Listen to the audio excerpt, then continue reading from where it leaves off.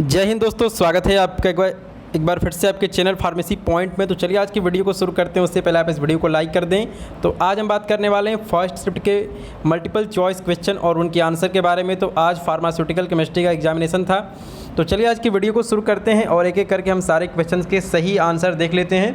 तो पहला क्वेश्चन पूछा गया था कि we add blank in the limit test for iron. तो जो हमारा लिमिट टेस्ट होता है किसका, आयरन का, उसमें हम कौन सा रिएजेंट यूज करते हैं। तो जो इस क्वेश्चन का सही आंसर है वो है थायोग्लाइकोलिक एसिड। तो इसमें हम क्या यूज करते हैं, इसमें हम यूज करते हैं थायोग्लाइकोलिक एसिड का। तो यहाँ से हम ब्लैक कलर का पेन ले लेते हैं। तो जो इस क्वेश्चन का सही आंसर है वो है ऑप्शन नंबर 3 थायोग्लाइकोलिक एसिड। तो चलिए इसके बाद हम क्वेश्चन नंबर 2 देखते हैं। यहाँ पे क्या पूछा गया है। तो यहाँ पूछा गया था कि विच one of the side effect of calcium antacid. तो जो हमारे कैल्शियम एंटासिड है उनका साइड इफेक्ट क्या होता है। तो इनका साइड इफेक्ट होता है कि ये कॉन्स्टिपेशन कॉज करते हैं। इसीलिए जो इस क्वेश्चन का सही आंसर है वो है ऑप्शन नंबर 2 कॉन्स्टिपेशन। तो क्वेश्चन नंबर 3 क्या पूछा गया है। क्वेश्चन नंबर 3 बेसिक सा क्वेश्चन पूछा गया है, the pH of blood is. तो जो हमारा ब्लड है इसका पीएच कितना होता है। तो दोस्तों जो हमारा ब्लड है इसका पीएच लगभग न्यूट्रल के आसपास होता है। तो आप यहाँ पर देख सकते हैं न्यूट्रल पीएच कौन सा आपको दिखाई दे रहा है। तो यहाँ पर आपको 7.4 टू 7.5 जो है ये हमारा ब्लड का पीएच होता है। इसीलिए इस क्वेश्चन का सही आंसर है ऑप्शन नंबर 1 7.4 टू 7.5। तो क्वेश्चन नंबर 4 यहाँ पे आ चुका है और आप सबने बीटाडीन का नाम सुना होगा। तो जो हमारा बीटाडीन आता है, बीटाडीन सॉल्यूशन और बीटाडीन ऑइंटमेंट, तो ये पोविडिन और आयोडीन का कॉम्बिनेशन ही होता है। तो ये बेसिकली हमारा एंटीसेप्टिक क्या होता है। तो इसलिए इस क्वेश्चन का सही आंसर क्या है, वो है एंटीसेप्टिक।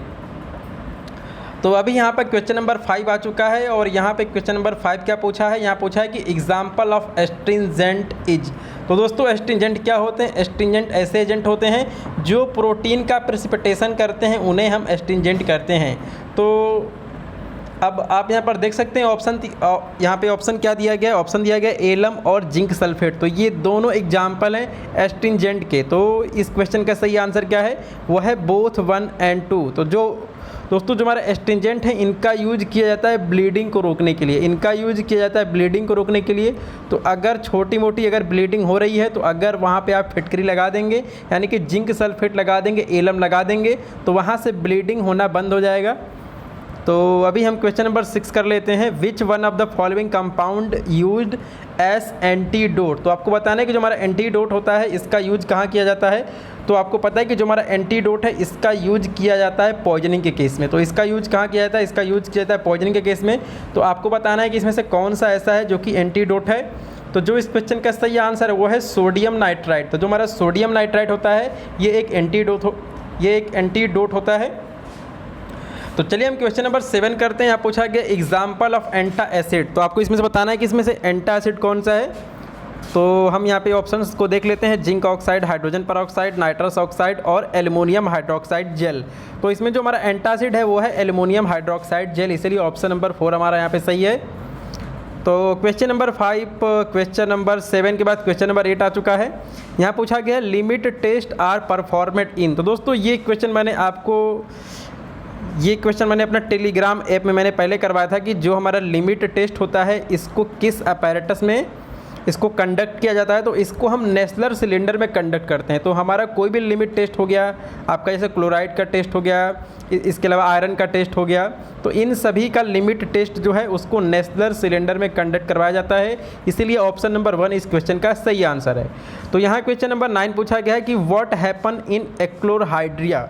तो आपको बताना है कि एक्लोरहाइड्रिया क्या होती है। तो जो इस क्वेश्चन का सही आंसर है वो है लैक ऑफ हाइड्रोक्लोरिक एसिड, यानी कि जब HCl का सिक्रीशन बंद हो जाता है तो उसी कंडीशन को हम एक्लोरहाइड्रिया कहते हैं।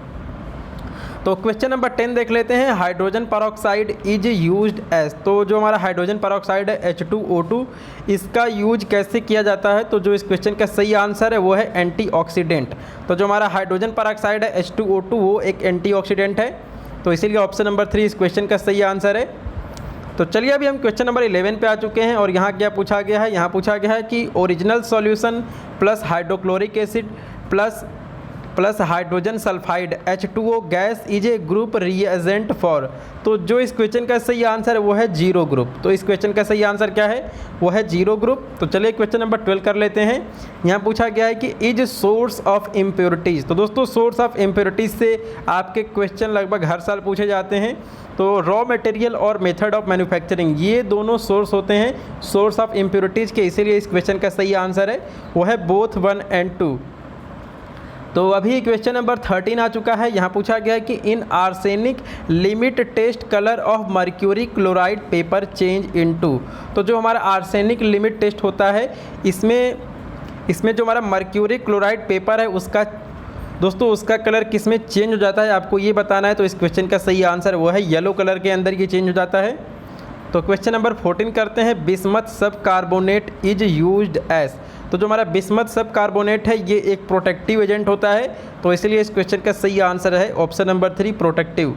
तो क्वेश्चन नंबर 15 हम देख लेते हैं। यहाँ पूछा गया कि कंपोजिशन ऑफ ORS कंटेन। तो जो हमारा ORS होता है इसके अंदर sodium chloride, dextrose, potassium chloride और इसके अलावा ढेर सारे इलेक्ट्रोलाइट होते हैं, तो इसीलिए इस क्वेश्चन का सही आंसर है ऑल ऑफ द एबव।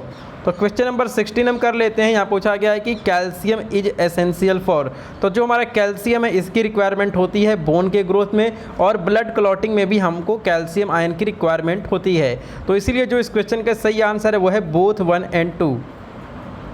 तो चलिए क्वेश्चन नंबर 17 हम देखते हैं क्या पूछा गया। यहाँ पूछा गया stannous fluoride is very useful. तो जो हमारा फ्लोराइड आयन होता है इसकी रिक्वायरमेंट कहाँ पे होती है, इसकी रिक्वायरमेंट होती है हमारे दांतों में यानी कि टीथ में। तो यहाँ पर एक कंपाउंड दिया गया स्टेनस फ्लोराइड यानी कि SnF2 के बारे में यहाँ पूछा गया है। तो ये बहुत ही ज़्यादा यूजफुल होता है किसमें, डेंटल कैविटीज़ में।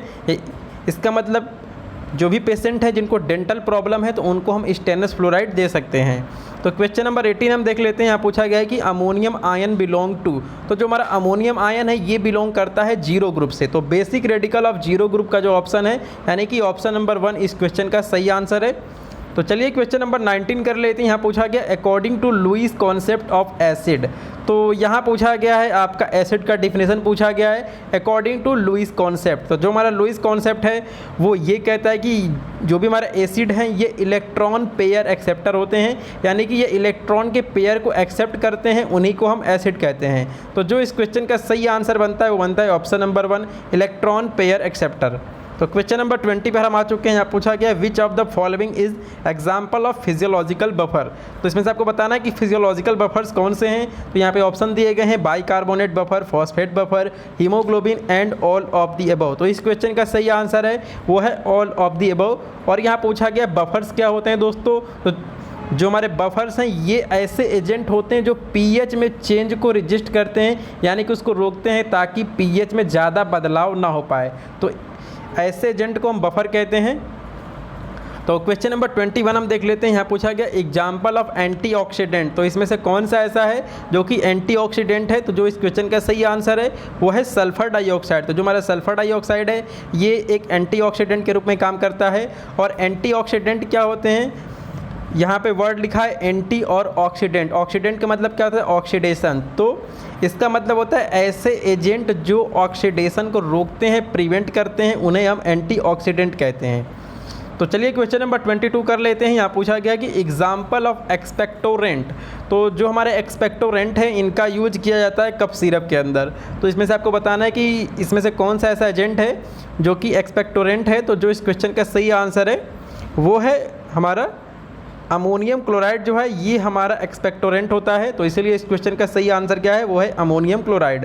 तो क्वेश्चन नंबर 23 हम यहाँ पर देखते हैं क्या दिया गया है।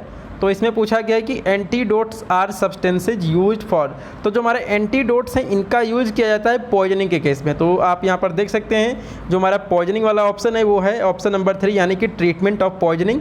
तो ऑप्शन नंबर 3 इस क्वेश्चन का सही आंसर है।